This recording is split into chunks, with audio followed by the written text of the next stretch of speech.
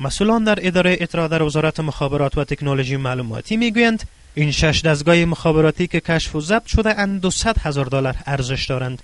به گفته خیر محمد فیضی معین وزارت مخابرات و تکنولوژی معلوماتی، 3 پایه از این دستگاه ها در کابل کشف و ضبط شده و یک شهروند ایرانی که مسئول این کار بوده فرار کرده است.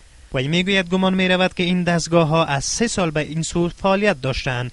به گفته وی 3 دستگاه مخابراتی دیگر که در بغلان به گونه غیر قانونی فعالیت داشتند، کشف و یک شهروند پاکستانی نیز در پیوند به این قضیه بازداشت شده است.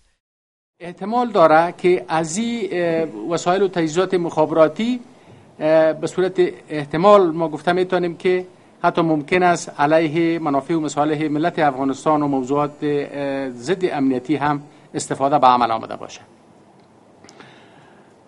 و در عین زمان استفاده از این وسایل و تجهیزات مخابراتی میتونه کیفیت خدمات مخابراتی را در شبکه‌های مخابراتی پایین بیاره و مشکلات و پرابلم های را به شبکه‌های مخابراتی به وجود بیاره. وی میگوید در پیوند به استفاده غیر قانونی از دستگاه‌های مخابراتی تا اکنون 12 تن را به نهادهای عدلی و قضایی معرفی کرده و محاکمه نیز شدند. این مقام ها میگویند در نظر دارند که در آینده نزدیک در همکاری با شرکت‌های مخابراتی از فروش غیر قانونی سیم کارت ها توسط دستفروشان جلوگیری کنند.